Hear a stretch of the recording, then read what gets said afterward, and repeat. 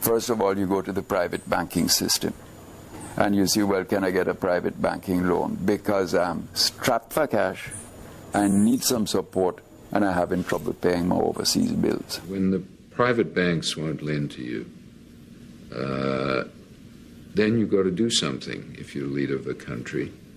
And typically what you've got to do is to cut back your spending in some way and try and get more money so that the impact of those cutbacks are not as severe as they otherwise would be. And it's at that point that you generally come to the IMF. What you really need is to sit down with them and say, look, can I work out a 5-year program?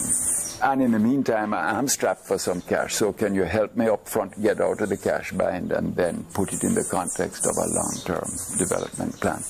And they said, no, long-term development is your problem. We are here only to see who do you owe the money to, why are you in a bind, and we'll lend you some money in a very short time frame at full interest rate to get you out of the bind.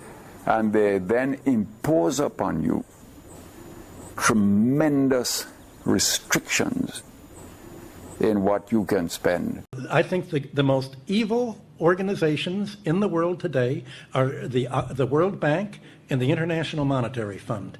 And then we reach agreement on a set of measures on the budget, on the exchange rate, on monetary policy, on interest rates, on banks, on maybe privatization, and say, yep, we think this could solve your problem. And you say to them, but if I do it that way, when I finish repaying you, I'm going to be in the bind all over, because this can't solve my problem. This is not our problem.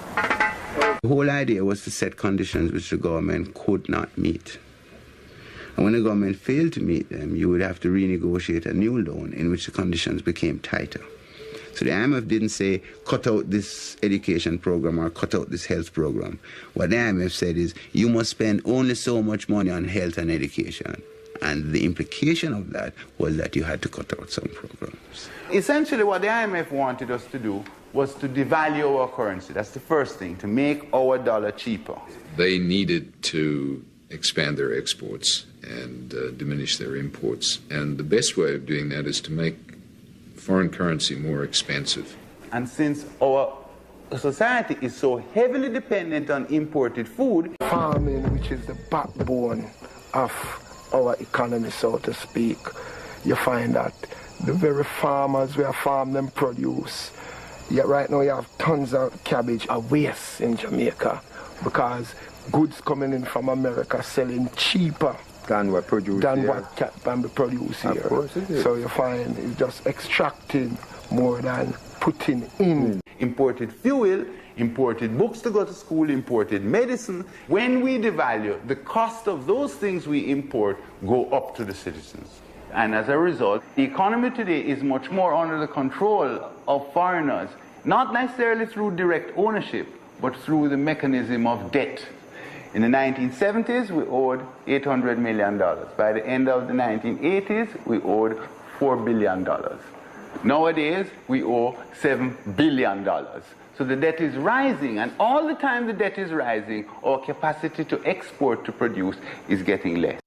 We in Jamaica here need not just to talk, we need to act, because if the people in South Africa didn't take up arms, Mandela wouldn't be free today. So anywhere we are as black people under struggle, we must have to take up arms to free ourselves, because no hands can free us but our own.